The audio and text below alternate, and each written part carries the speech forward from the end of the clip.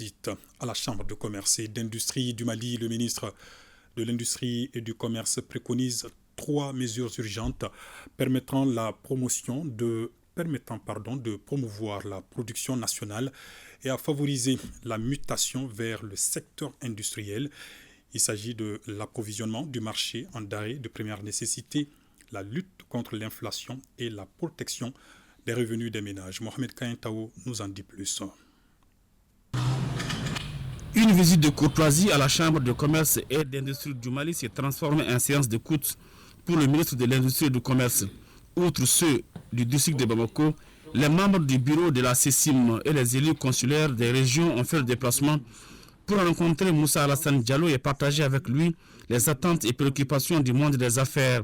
Au cœur du débat, la fraude, la grève des banques, la lutte contre la concurrence déloyale, le respect des normes commerciales et industrielles et la décision du gouvernement d'interdire l'importation de la farine.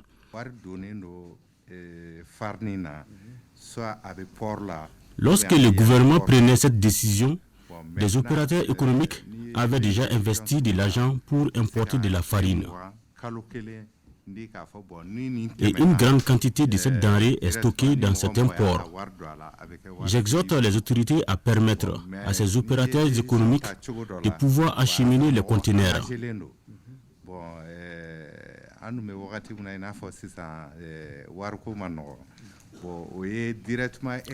La visite du ministre nous a beaucoup réconfortés et nous sommes prêts à l'accompagner pour la réussite de sa mission.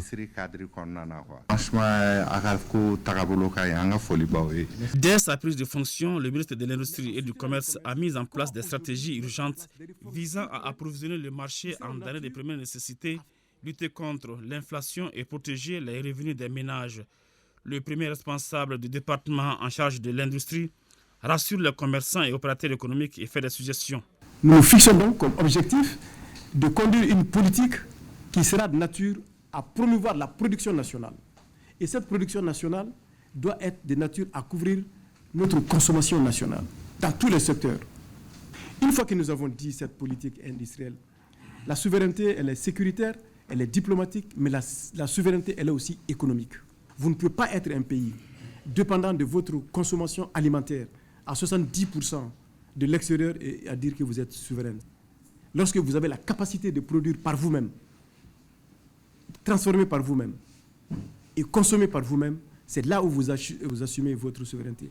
La série des questions et réponses et des contributions des uns et des autres ont permis de mieux cerner toute la problématique liée au secteur du commerce.